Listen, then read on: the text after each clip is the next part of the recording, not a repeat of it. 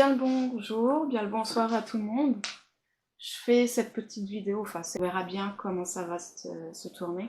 Elle sera longue ou petite, on verra bien. Mais il y a pas mal de choses auxquelles je vais vous parler aujourd'hui. Déjà, vous parler un peu de moi pour que vous puissiez un peu comprendre qui je suis, mon expérience professionnelle et mes acquis et puis tout ça. Puis aussi des expériences sur le terrain et tout ça. Donc je vous dis à tout de suite.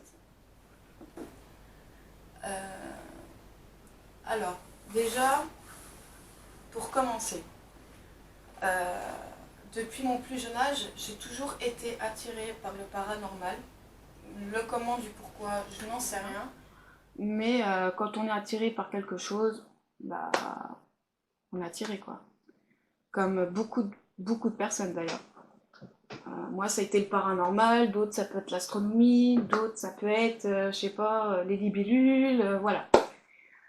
Chacun a ses passions, chacun a ses préférences, chacun a ses opinions, chacun, voilà. Donc moi, j'ai baigné dedans très très tôt. Il y a eu aussi une période de ma vie qui a fait que, au début, j'y croyais pas forcément. Enfin, j'étais vraiment athée en fait. Et le jour où, à mes 17 ans, j'ai été témoin d'un phénomène surnaturel qui était assez troublant. Je dormais, j'étais tranquille dans mon lit, je dormais et tout. Et en plein milieu de la nuit, en fait, je me suis réveillée, je sais même plus pourquoi. Je sais même plus pourquoi, mais je me suis réveillée. Et quand je me suis réveillée, j'avais vu en fait une femme qui flottait dans l'air, mais vêtue de noir.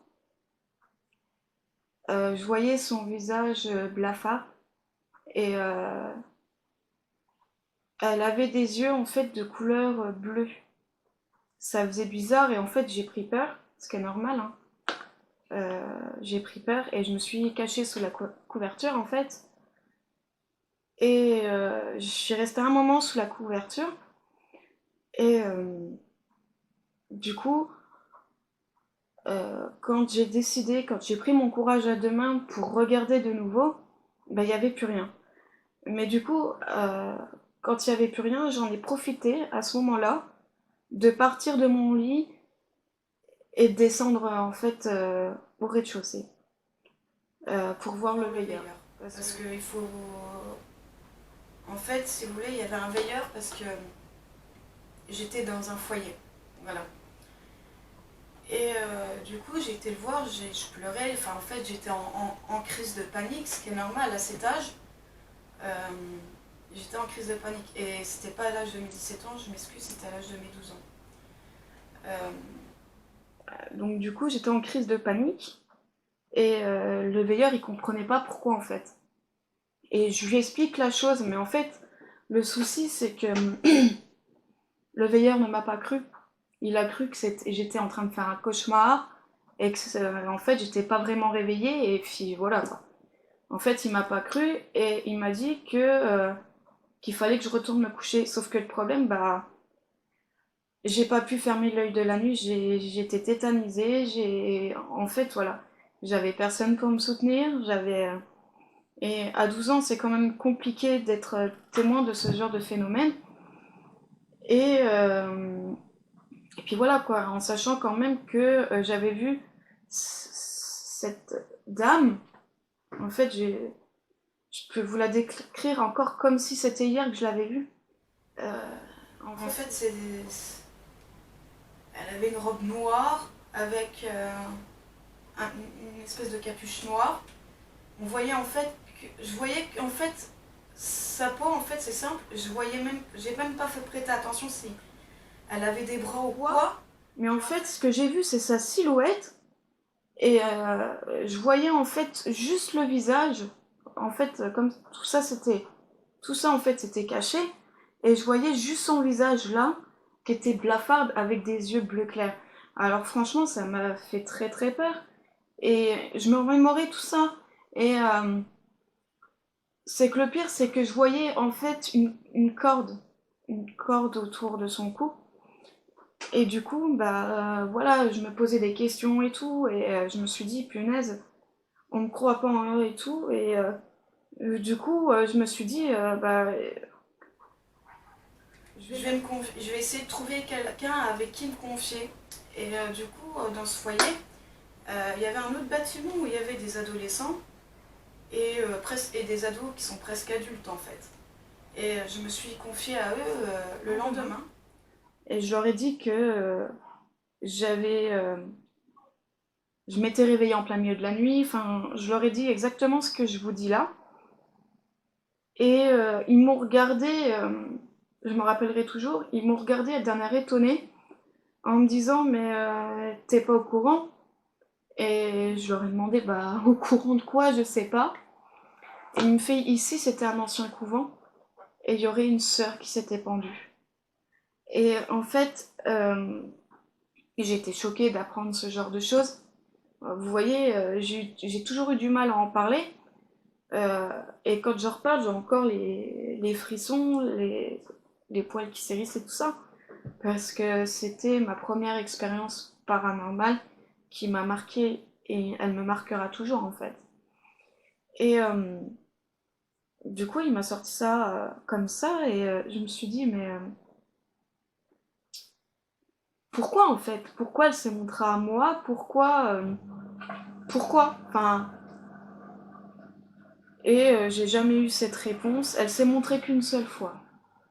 Ça, c'est sûr, elle s'est montrée qu'une seule fois. Et du coup, il a fallu quand même que on me parle d'autre chose, qu'on me fasse. En fait, les personnes m'ont fait faire beaucoup d'activités et tout ça parce que il fallait que j'oublie en fait. Et au fur et à mesure, certes, ça m'a moins marqué en grandissant, mais j'ai toujours cette image. Je m'en souviendrai toujours de cette personne. Par contre, le comment du pourquoi, je ne sais pas exactement. Moi, tout ce qu'on a su me dire, c'est qu'en fait, dans ma chambre, là où je dormais, il y avait une sœur exactement qui s'était pendue ici. Et puis voilà, quoi, franchement, je suis tombée des nues quand on m'a sorti ça. Je n'en revenais pas. Au début, j'ai cru qu'ils ont confirmé ça pour me faire peur, en fait. Au début, j'ai pensé ça, et en réalité, non, c'était pas ça, c'était la pure vérité. Et après, du coup, avec le temps, bah, je me suis penchée sur le domaine du paranormal et tout ça. Parce que j'ai regardé beaucoup de choses, le domaine du paranormal, euh, en commençant par les Américains. Les enquêteurs américains, comme Taps, je me rappellerai toujours, Taps, ils ont le point de vue scientifique, ils ont le point de vue rationnel. Euh, les deux fondateurs de TAPS, c'était des personnes qui, euh, qui étaient autant entrepreneurs dans tout ce qui était plomberie, donc ils savaient déterminer certaines choses, ce qui était très intéressant. Et j'ai eu le malheur d'une fois de parler à TAPS, à un enquêteur ou je sais plus quoi, et on m'a sorti tout de suite, ouais, mais TAPS, euh, c'est du scénario et tout. Mais en fait, ouais, certes, ça passe à la télé. Il y a peut-être du scénario, mais c'est quand même du réel. Il faut pas croire. Hein. Ils ont toute une équipe, certes, c'est scénarisé, tu dois le faire là, là, mais ça reste du réel. Quand il y a du PVE, quand ils analysent les choses, ça reste du réel. Hein. Donc voilà. Zach. Il y a Zach Bagans. Ghost Adventure. Alors là, encore aujourd'hui, il y en a beaucoup qui me disent mais c'est du scénario, ça passe à la télé. Oui, forcément. Vous allez dire que tout est scénarisé, ça passe à la télé. Mais en même temps, quand ça passe à la télé, on n'a pas le choix de scénariser les choses. Donc voilà. Puis Zach, j'ai envie de dire, Zach Bagans, donc Ghost Adventure ainsi qu'Aaron. Ils sont beaucoup demandés, ils ont beaucoup de travail et tout ça. Et je vais vous expliquer beaucoup de choses de toute façon. Euh, mais ouais, leurs enquêtes sont très intéressantes. C'est vraiment très intéressante et on apprend beaucoup de choses. Faut pas croire, on apprend énormément de choses. Euh, bon, Zach, je reconnais, des fois, je me dis, il est un peu foufou dans sa petite tête, mais non. Enfin, petite tête, je me comprends, hein, parce que faut pas croire, il a énormément de connaissances.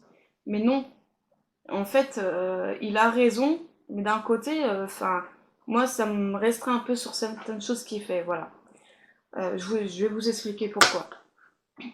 Euh, donc, il y a Zach. Pareil, je me suis beaucoup penchée aussi sur le couple Warren. Donc, le couple Warren, leur enquête, leurs recherches et tout. Là, à l'heure actuelle, leur beau-fils, qui est à la tête de leur entreprise de chercheurs, enfin enquêteurs paranormaux. Ils en ont même fait un. Bon, on va me dire que c'est scénarisé encore, je suppose, mais ils ont fait 28 jours. C'est la base des Warren en fait. Parce que. Et c'est compréhensible. Je vais vous expliquer pourquoi. En fait, c'est simple. Euh, une maison, un lieu qui est hanté, peut révéler ses secrets au bout de 28 jours consécutifs. C'est une recherche qui a été prouvée, qui a été recherchée beaucoup par le couple Warren. Donc voilà. Et ça fonctionne. Ça fonctionne énormément.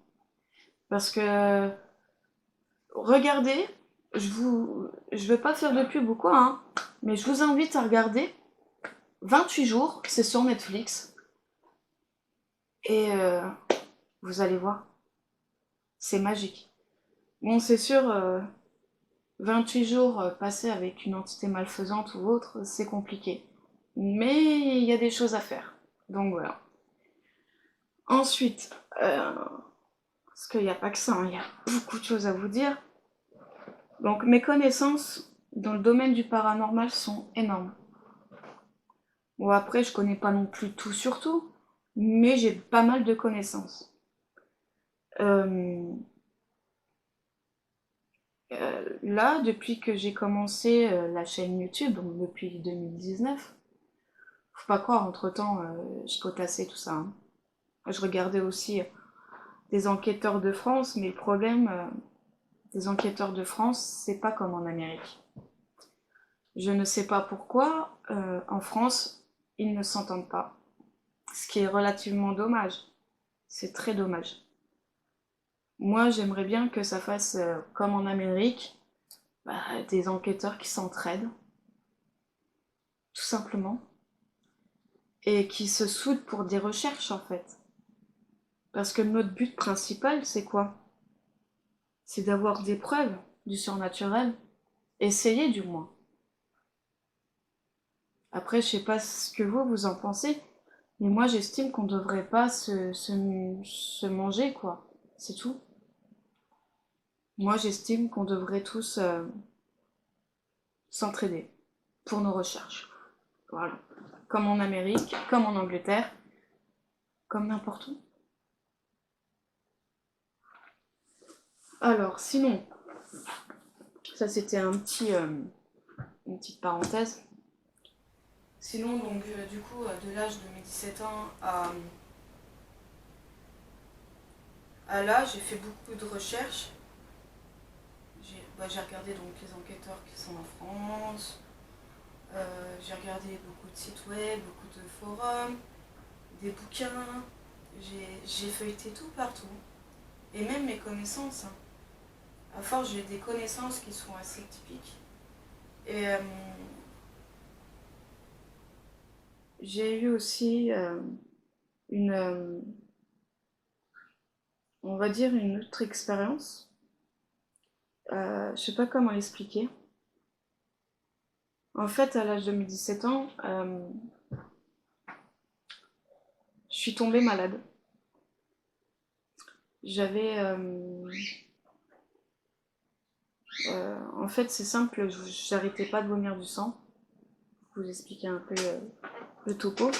Sauf qu'un c'est un coup, à force de voilà, et ben, en fait, je me suis énormément affaiblie et bah, je suis tombée raide, en fait. Voilà. Je suis tombée raide dans mon lit et du coup, les personnes qui étaient présentes ont appelé le SAMU, ont appelé les pompiers et coucou Tiro. Et du coup, en fait, quand ils sont arrivés, ils sont aperçus que ce que j'entendais, en fait, j'étais bien parce que je voyais en fait une lumière énorme, bien brillante, blanche, et en fait, Tigrou. Et en fait, du coup, bah, j'entendais les pompiers et le SAMU qui disaient bon, mais elle a presque plus de tension, elle est tombée à 5 et tout. En fait, ce qu'ils essayaient de dire, en fait, c'est que bah, j'étais en train de limite de mourir entre guillemets, en fait. J'ai fait un peu comme une expérience de la mort, en fait, sans le vouloir. Et du coup, voilà, pendant 24 heures, j'étais mis rapidement à l'hôpital. Et du coup, pendant 24 heures, j'étais restée à la vue d'une infirmière, parce que je l'entendais. Je l'entendais très bien d'ailleurs. Elle disait ils allaient me surveiller parce que j'étais à 5 et quelques de tension et tout. Enfin voilà. Qui... Du coup, mais au bout d'un moment, ils ont vu que ça s'améliorait et tout ça, et voilà. Donc quand je me suis réveillée, c'était le lendemain. Et le lendemain, bah, justement, ils m'ont expliqué certaines choses.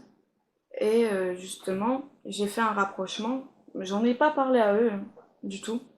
Et j'ai fait un rapprochement, c'est que ils m'ont expliqué que j'étais tombée très bas au niveau tension et que j'avais fait ils appellent ça une gastrite saignante, mais du coup ça a été important, ça a été quand même assez, assez fort parce que le problème c'est que j'avais déjà été plusieurs fois voir les médecins, mais ils trouvaient rien. Donc voilà. Et là ce coup-ci, bah, ça a été de trop.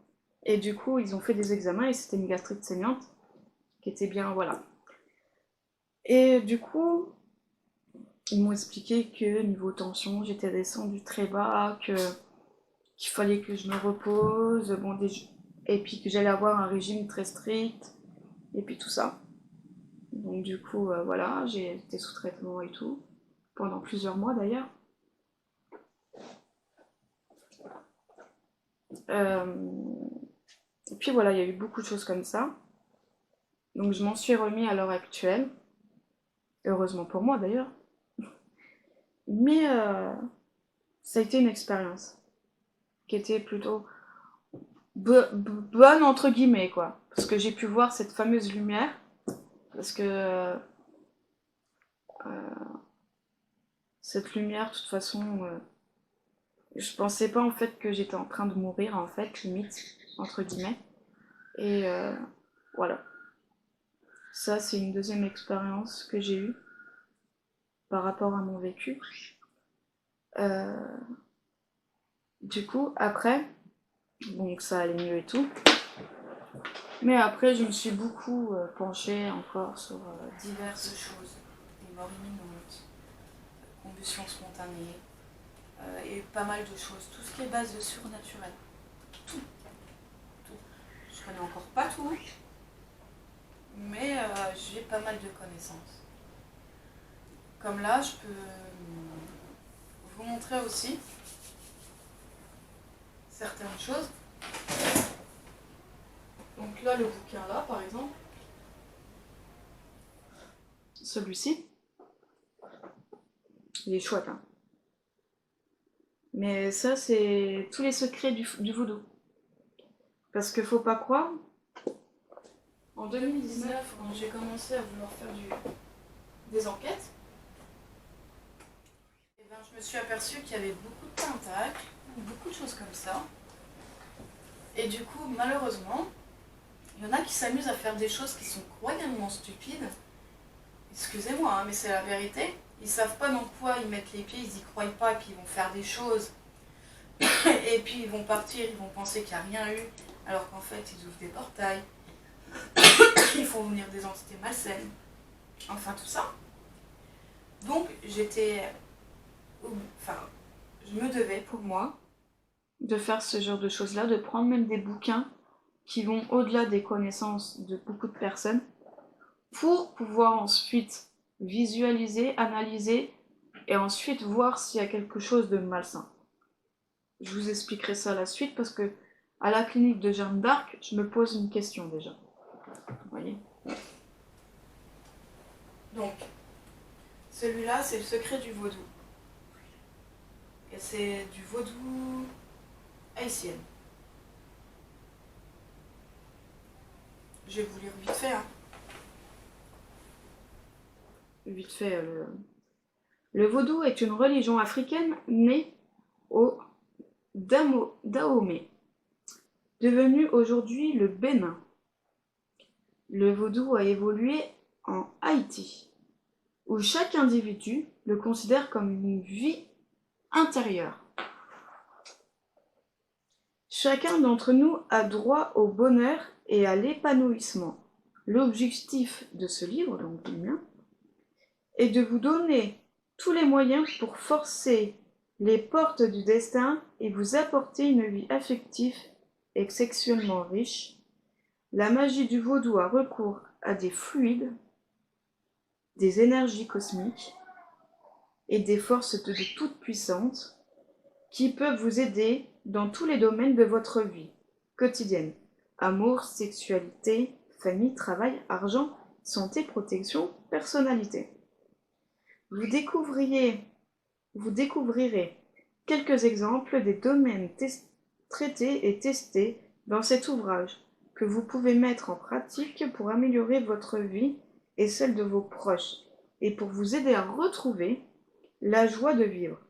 La puissance de ces rituels ne connaît quasiment pas de limite. Vous saurez déterminer avec précision vos désirs, quelle que soit leur nature, ils se réaliseront. Le bonheur est désormais à votre porte. Sauf que, voilà, on fait des livres comme ça, il est bien, je dis pas. Sauf qu'il faut savoir une chose, c'est que le vaudou, quand il y a une histoire de magie, vaudou ou sorcellerie, ça peut marcher. Mais d'un côté, vous devez quelque chose. Tôt ou tard. Donc, franchement, moi je le prends par rapport à certaines choses. Comme je vous l'ai dit, en enquête, je regarde, j'analyse. Le moindre truc, le moindre objet qui peut être, j'analyse tout, je prends en photo. Donc, pour moi c'est primordial. Parce que, je sais pas si vous avez déjà vu Tim Morozov ou Nerve Dark, c'est la même personne. Ils sont beaucoup confrontés à tout ce qui est vaudou et sorcellerie. Il y en a qui y croient pas. Après, voilà, ceux qui y croient pas, je respecte. C'est leur choix. Après, il y en a qui y croient pas aussi par peur. Ce qui est normal. La peur de l'invisible, c'est normal de l'avoir. Faut pas croire. Hein. Mais, ouais. Tim, Nerve et Dark, ils sont beaucoup confrontés à ce genre de choses. Le vaudou, la sorcellerie, les rituels. Et du coup, qui enchaîne par la suite des forces très puissantes, comme des poltergeists, comme les entités de sorcières aussi, ou comme des démons. Ça peut aller très loin. Je vous montrerai quelques extraits de leurs vidéos.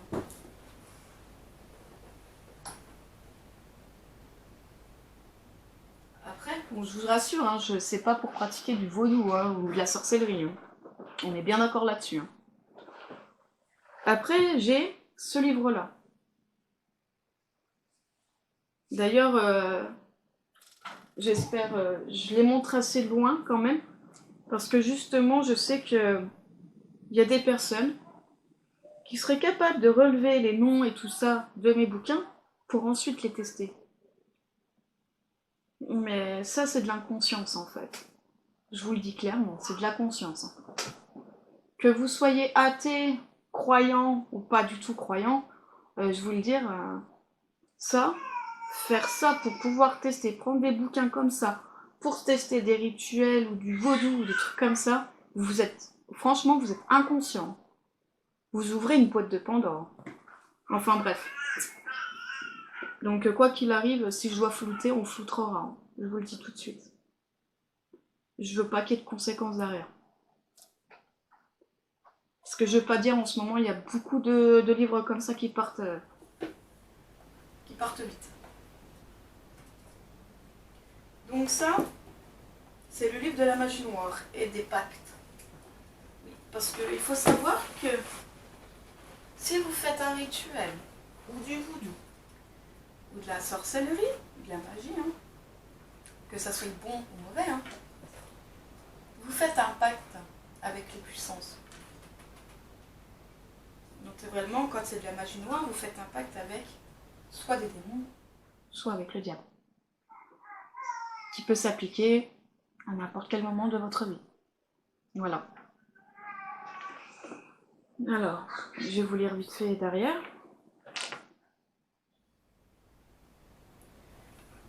Vous tenez entre les mains la première traduction française du livre de la magie noire et des pactes. Je ne dirai pas l'auteur.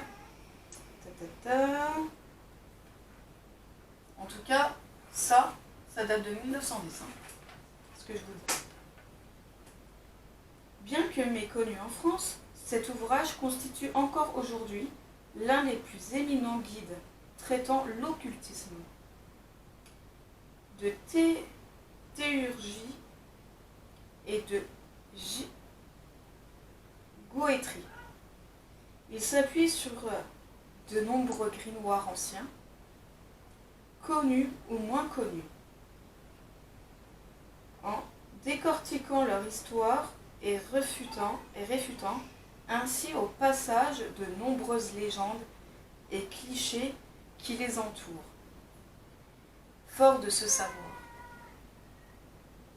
il examine et analyse avec lucidité l'histoire de l'occultisme, les traditions, la magie, les symboles, les cérémonies, etc.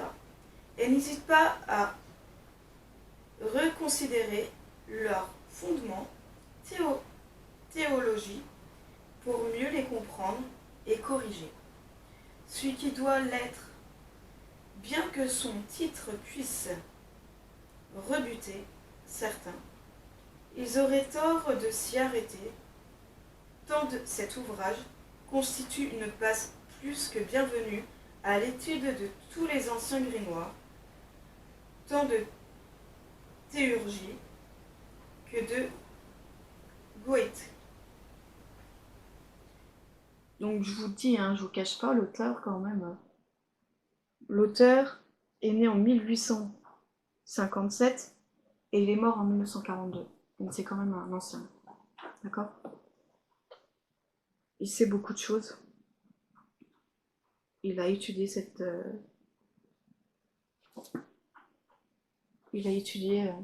question. Donc voilà, je me base aussi là-dessus, par rapport aux symboles et tout ça, parce que sur le terrain, il faut voir ce qu'on voit.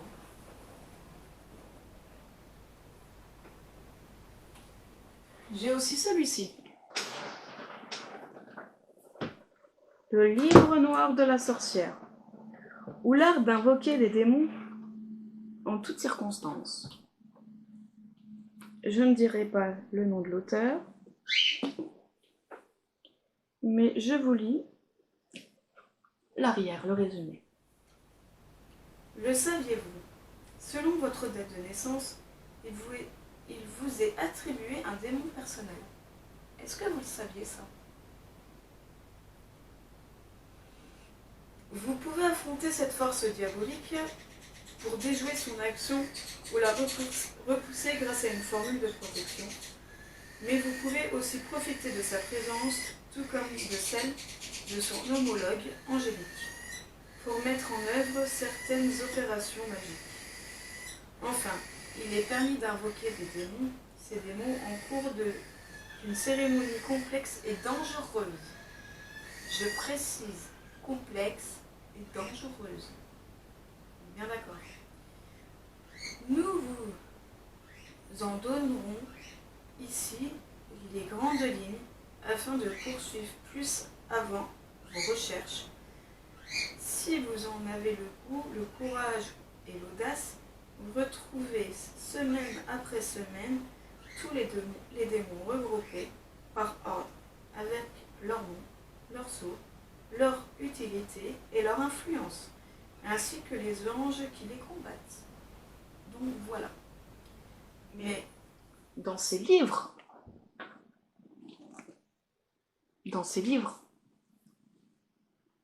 ils le disent, que c'est dangereux et complexe.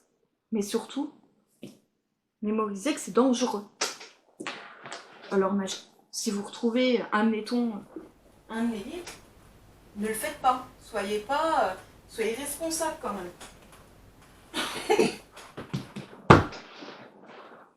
Alors celui-là. Ah, celui-là aussi il faut. Je vous montre la couverture de devant. Voilà. Alors, celui-là c'est la manache de la sorcière. Filtre, envoûtement, recette magique, le grimoire secret des sorcières, pour tous les jours de l'année. Je vous rassure, je ne suis pas une sorcière, je vous le précise.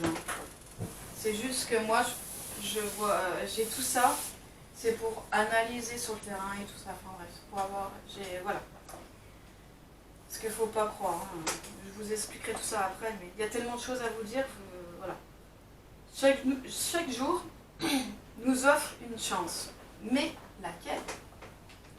Grâce à la manache de la sorcière, apprenez quels sont les moments propices à l'amour, au travail, à la création, à la santé et aux 1000 autres sujets, et comme une petite aide magique ne se refuse jamais. Une recette de sorcellerie nous est proposée à chaque étape, jour après jour. L'almanach de la sorcière nous accompagne au fil des saisons, en nous rappelant que la nature est à notre disposition. Une somme impressionnante, plus de 400 pages pour devenir une parfaite sorcière. Voilà. Sauf que je ne veux pas devenir une sorcière, je vous le dis clairement, c'est pas mon but. Mais, sérieusement,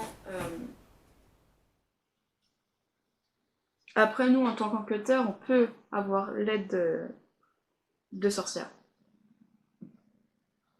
Parce que ça existe, je vous le dis clairement, ça existe. C'est comme ceux qui pratiquent le vaudou.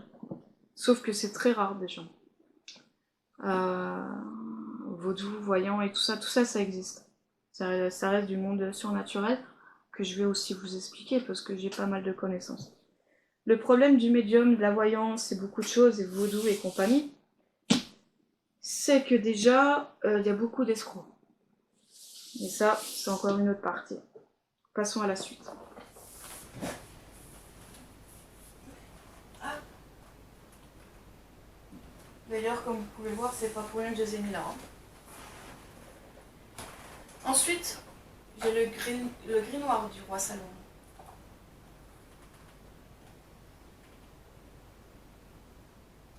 Je vais vous expliquer. Enfin, je vais vous lire le résumé. Pour moi, ils m'ont été d'une grande aide. Bon, je connais pas non plus tous mes bouquins par cœur, je les ai... Voilà. Mais pour moi, ils sont quand même d'une grande utilité.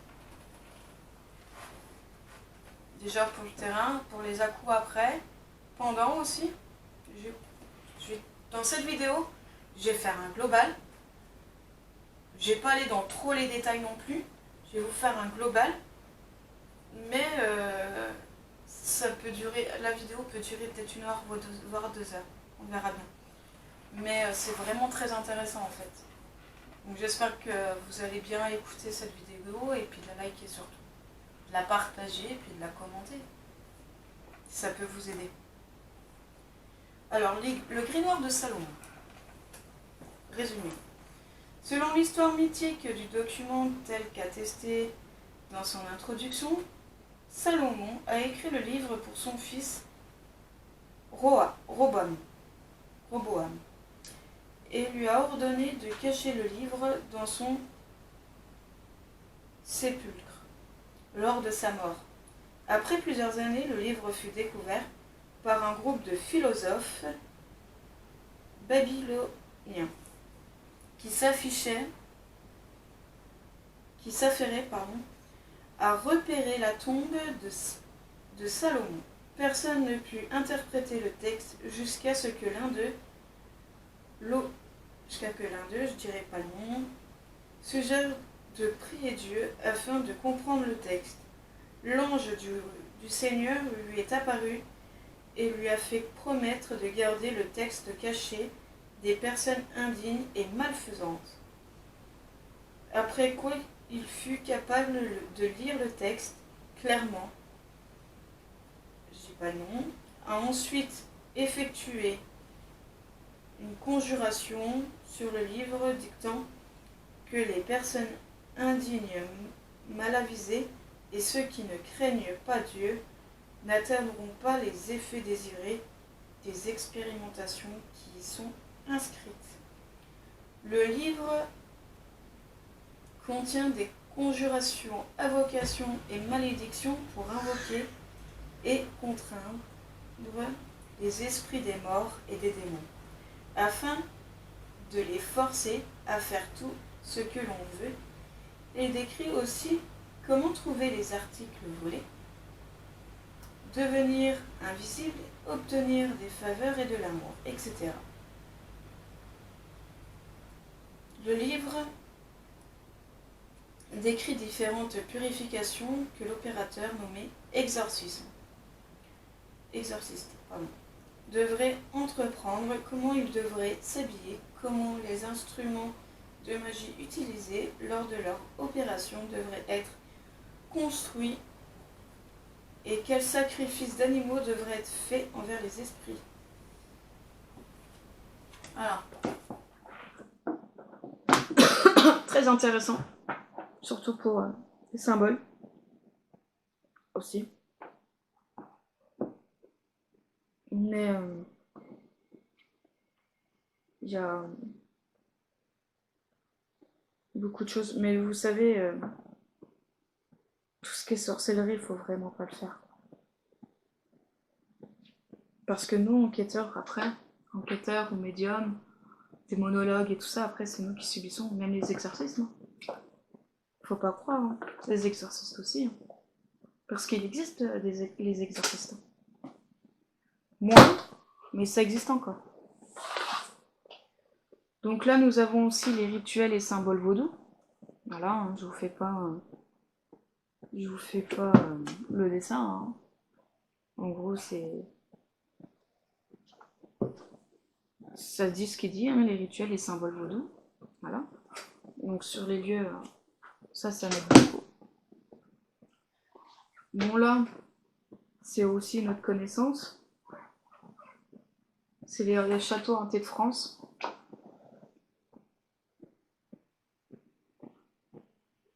Il y en a pas mal. Donc j'ai aussi cet ouvrage du coup, les châteaux hantés de France, qui répertorie tous les châteaux hantés de France. Qui sont répertoriés, attention, parce qu'il y a peut-être des sites où ils ne sont pas répertoriés. Donc voilà. Là c'est pareil, c'est tous les sites répertoriés qui sont hantés, sauf que c'est pas en France, c'est en Écosse. Chose que j'aimerais bien aussi aller à un de ces quatre parce que énormément de choses là-bas. Faut pas croire, il y a beaucoup de choses là-haut qui se passent. Sauf que si j'ai l'occasion d'y aller, un de ces quatre, j'irai. Et ça peut être un projet. Mais pour le moment, financièrement parlant, on ne peut pas. Donc voilà quoi. C'est pas grave. Moi j'ai les connaissances qu'il faut. Alors, le bouquin suivant, ça c'est par contre, ça par rapport à l'exorcisme et à la possession démoniaque. Là. Ah oui. Parce qu'il ne faut pas croire, en enquête, nous pouvons non seulement discuter avec des entités, mais nous pouvons être confrontés par des démons, par des djinns, par des poltergeists, par des esprits malins, des esprits magiques. Il y a toutes sortes. Quand je dis esprit magique, c'est pas l'esprit abracadabra, hein. C'est l'esprit magique, en fait, c'est quand il y a eu un rituel et on le fait venir. Voilà. On appelle ça un esprit magique. Voilà. Entité, diagnostic et rituel de bannissement. C'est tout ce qui est voilà, sur beaucoup de choses. Il y a des entités à bannir et tout ça.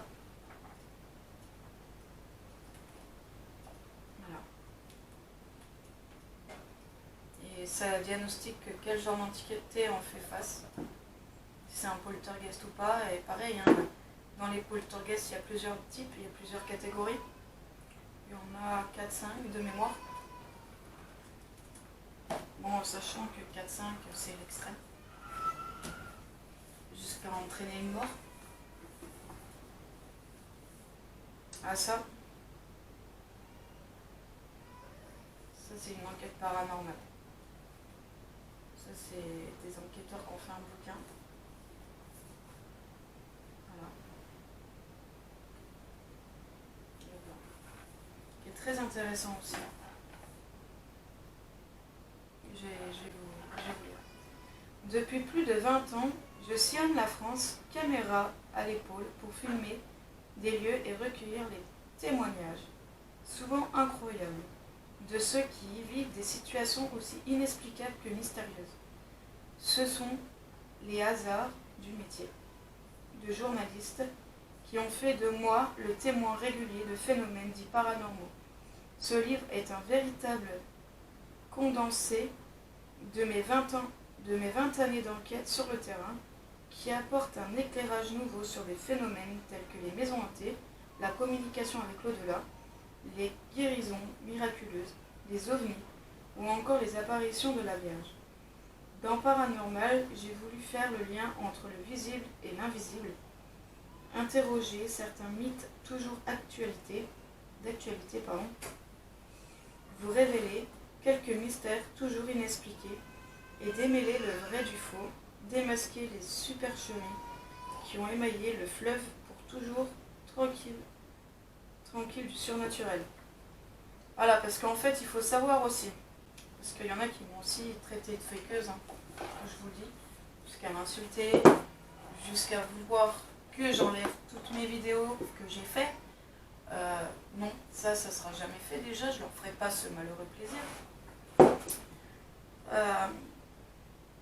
Il faut savoir aussi diagnostiquer ce qui est vrai et faux. Parce que quand on est des fois chez des particuliers, déjà, psychologiquement, il faut les analyser déjà. Moi, mon point de vue, en fait, j'analyse déjà les personnes. Après, si un jour j'ai une psychologue qui veut venir dans mon équipe pour analyser ce genre de choses, je suis toute oui envers elle. Je serais heureuse justement de l'accueillir.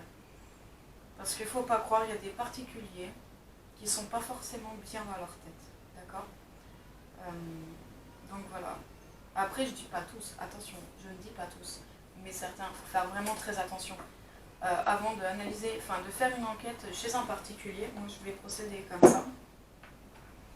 Déjà, je veux voir cette personne et déjà pas seule, avec quelqu'un d'autre, et je vois ce qu'elle me dit, tout ça et tout. Et après, tu vois, j'analyse psychologiquement, ça peut être l'expression du visage, ça peut être beaucoup de choses. Voilà. Parce que je crois que c'est aux États-Unis, si mes souvenirs sont bons, ils ont voulu faire une enquête chez un particulier qui aurait eu des phénomènes paranormaux. Sauf que en visitant avec le propriétaire des lieux, il y a 2 enquêteurs qui se sont fait tuer. Et le gars, en fait, il les a assassinés et s'est suicidé après. Donc voilà, j'ai pas envie que ce genre d'incident arrive. Puis même, faut être sûr. Je veux dire, il y a pas mal été traqué, et encore plus en ce moment, j'ai envie de dire. Donc voilà. Délivre-nous du mal. Comment prier pour la délivrance? Donc ça, c'est pareil. C'est tout ce qui est démonologie. Là, c'est en rapport avec les démons, exorcisme et compagnie. D'accord? Je vais vous lire le résumé, peut-être que ça peut vous intéresser. L'aide personnalisée à la délivrance est une méthode spirituelle développée par Marie d'Ange, démonologiste, qui inscrit dans le ministère chrétien de la délivrance et qui fait appel à la guérison de l'âme. Dans sa formation, parce que du coup elle forme aussi, en démonologie, comportant 6 modules, voilà, elle développe les étapes de cette aide à la délivrance dans le module 6. Mener une délivrance, cette méthode de délivrance s'articule sur plusieurs points essentiels, portés par des prières et la compréhension de la parole de Dieu. Vous trouverez dans cet ouvrage toutes les étapes clés de la délivrance et ses prières, associées diverses recommandations et conseils, ainsi que des passages bibliques et notes explicatives pour une compréhension plus élargie de la parole de Dieu. Ces étapes seront approfondies et discutées avec la personne en charge de votre aide personnalisée. Vous avancez à votre rythme, pas à pas, sur le chemin de la délivrance. Il est aussi recommandé de munir du livret de prière aux intercesseurs. Voilà.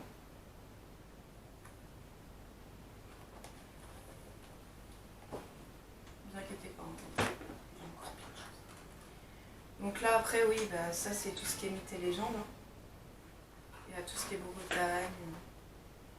Mais il n'y a pas que des histoires de fantômes, il y a de tout. Voilà, c'est de le voir un peu. Ensuite, nous avons... Voilà, c'est autre chose, c'est les samouraïs, là. Parce que je suis passionnée d'histoire, d'où le fait que je fais des urbex avant de faire une enquête. Donc là, c'est tout ce qui est samouraï.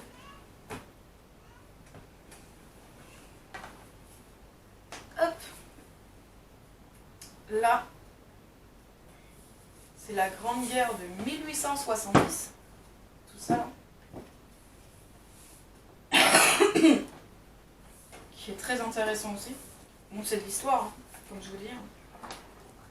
De base, je suis une grande passionnée d'histoire, avec une illustration excellente. Par exemple, hop, j'ai mis une page au hasard. Voilà. Voilà, les illustrations, elles sont excellentes, avec des textes bien détaillés. Aucun souci là-dessus. Ça vous explique tout ce qui s'est passé dans certaines villes et tout ça. Donc voilà. Alors, nous avons aussi le guide de survie de chasseurs de fantômes, technique de protection face au paranormal. Donc c'est celui-là. Hop. Pareil, ça explique de base aussi ce que c'est que le paranormal. En fait, ça, je le recommande beaucoup aux débutants aussi. Parce que j'ai remarqué qu'il y a beaucoup de personnes qui qui se font dans la chasse aux fantômes. Hein. Enfin, je sais pas pourquoi on nous appelle chasseurs de fantômes, bon, c'est suite au Ghostbusters hein, cinématographique. Mais nous ne sommes pas des chasseurs de fantômes purement dits, vous voyez. On ne va pas aller sur les lieux et vous dire par l'identité et puis vous dire on va te chasser. Non, c'est pas notre but. Notre but, elle est assez simple. Notre but, c'est de communiquer avec elle.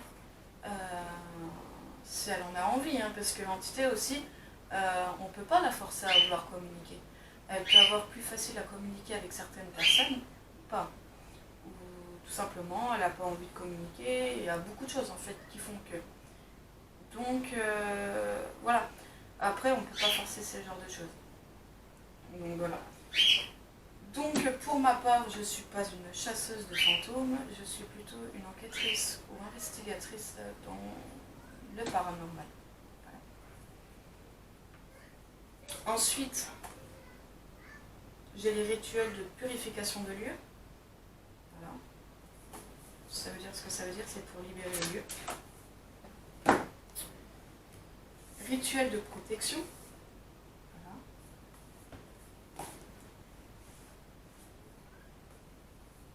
Manuel de chasseur de fantômes. Alors celui-là par contre, il a été compliqué à l'avoir. Je ne vous cache pas, hein, il y a certains bouquins où c'était compliqué à avoir. Mais ouais, en tout cas, ça explique beaucoup de choses.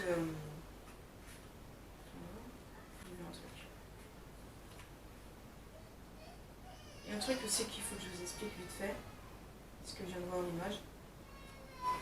La planche à Ouija. Donc déjà ça, c'est un manuel qui est excellent. Ils expliquent tout et tout ça. Bon, bah, là dans le manuel là, il explique aussi la planche de Ouija, hein, le spiritisme et compagnie. Mais enfin, ça explique le spiritisme, ça explique beaucoup de choses, les PV et tout ça, enfin bref. C'est comment poser des questions, enfin voilà. Mais j'ai vu cette photo, parce que aussi il faut que je vous en parle. Donc la planche à Ouija, elle est là. Voilà. Voilà.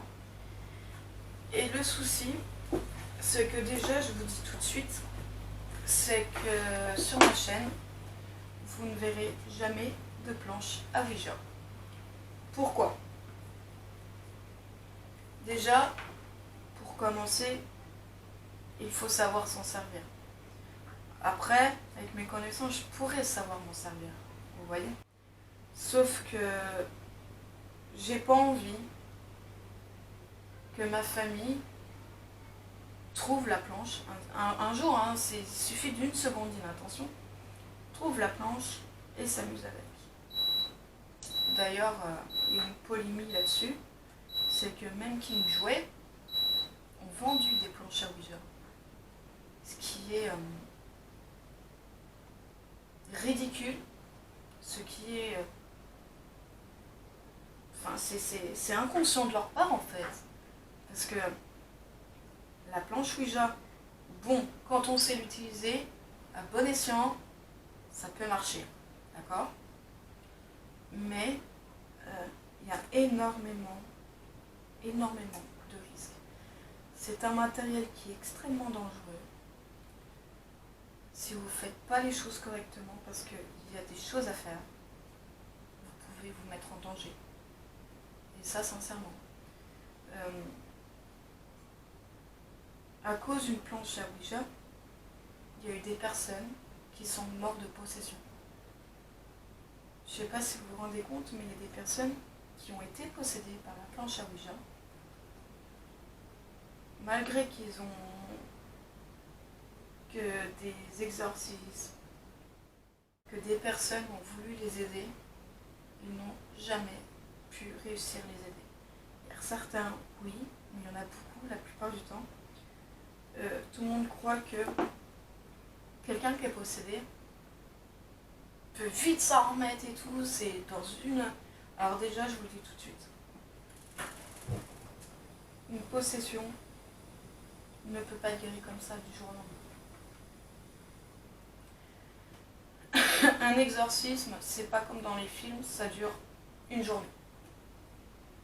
un exorcisme pour une personne dure sur plusieurs mois, en fonction de la force, de la puissance de cette entité qui le possède.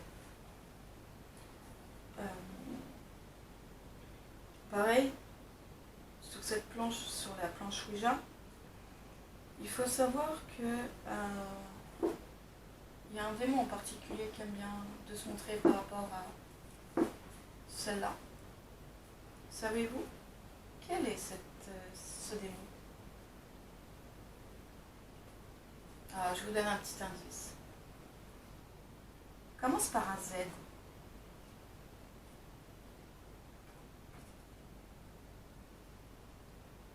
Ah ouais. Bravo pour celui qui l'a trouvé. Mais sinon, pour ceux qui ne savent pas, c'est le démon Z-O. Je ne prononcerai pas son nom, mais vous avez compris. Parce qu'il ne faut pas croire à prononcer les noms des démons, c'est pas trop bon non plus. Ouais. Cette force démoniaque se montre beaucoup à la Ouija.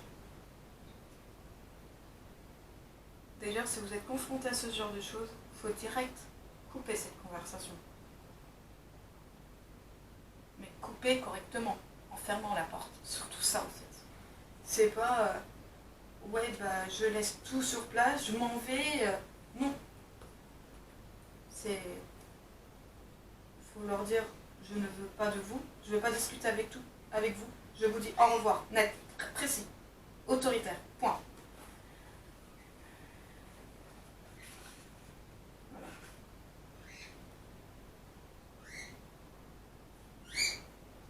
Donc voilà, il y a. C'était un petit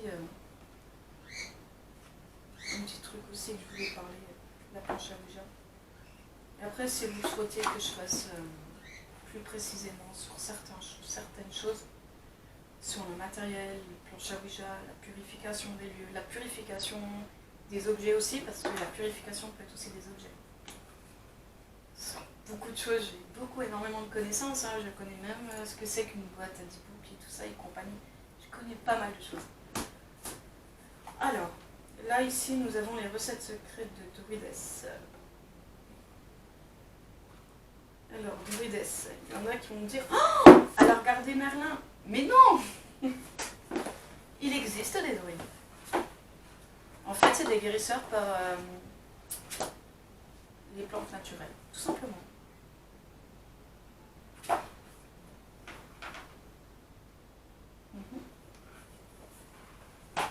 Désolée, mon collègue m'a montré quelque chose.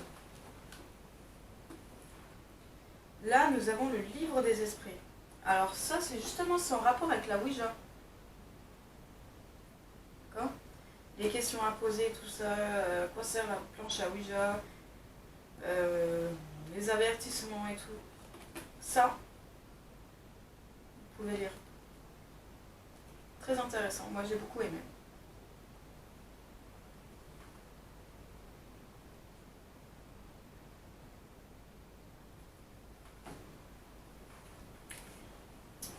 J'ai aussi la Bible des anges,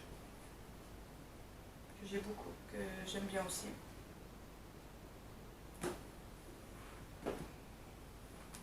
Ah oui, non, mais quand je vous dis que je suis quelqu'un quand même de athée, je rationalise les choses.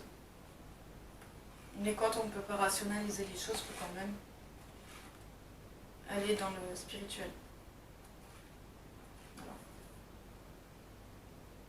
Quand on est vraiment confronté à un démon, une entité malsaine, il faut savoir la combattre, il faut savoir s'en protéger, il faut savoir tout ça. Et oui. Et vous saurez une chose, la spiritualité, face à ça, la croyance est la plus forte des protections. Le livre des bougies aussi. Ça aide aussi quand il y a traces de bougies dans les lieux. Ce qui peut indiquer de rituels sataniques, etc. Là, j'ai aussi le talisman pentacle et protection. Voilà. Ce qui est très bien d'ailleurs. Ça, par exemple, c'est une protection. Ce petit dessin qui est là, normalement, ouais. Ça, c'est une protection. Je la vois souvent, il y en a qui l'ont pendentif et c'est très bien.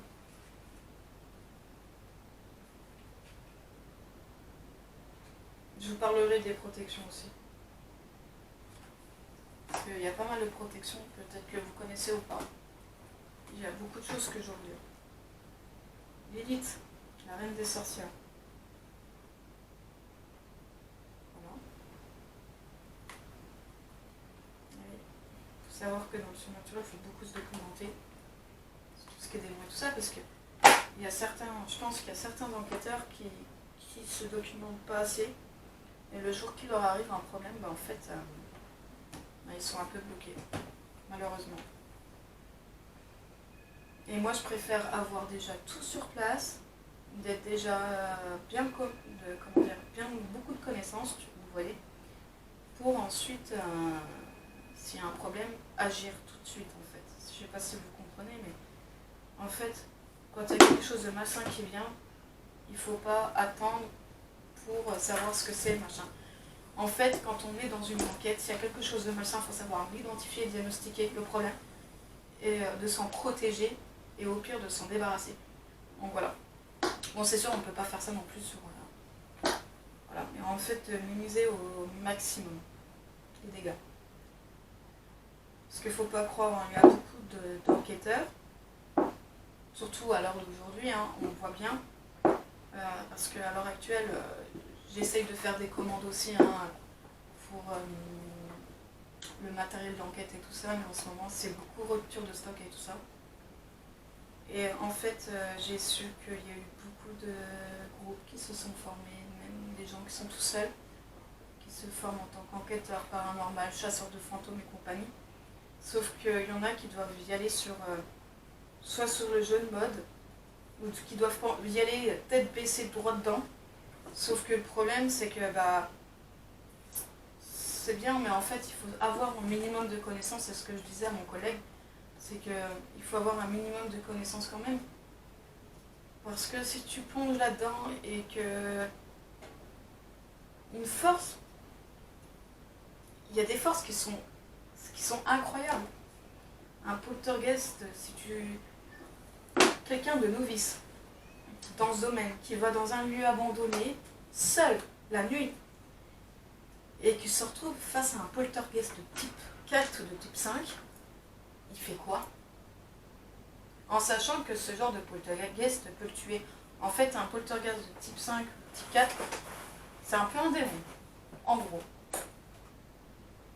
Le mec fait quoi? La personne fait quoi?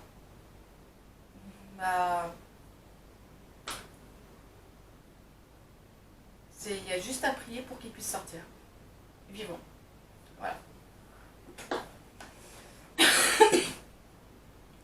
Alors ensuite, ça c'est pareil. Ça a été très compliqué à trouver.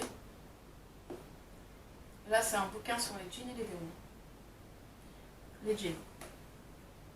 Qu'est-ce que c'est que les djinns? Je vais vous expliquer ça après. Alors là, nous avons pouvoir et protection magique. Les rituels, talismans, bougies, invocations, ensemble. Voilà. Voilà. Bon. Je montre aussi celui-là parce qu'il est quand même intéressant. Parce que j'espère qu'il s'en reconnaîtra. Ou peut-être quelqu'un va reconnaître et puis va peut-être lui dire ou tout ça, je sais pas. Morgan Pierce.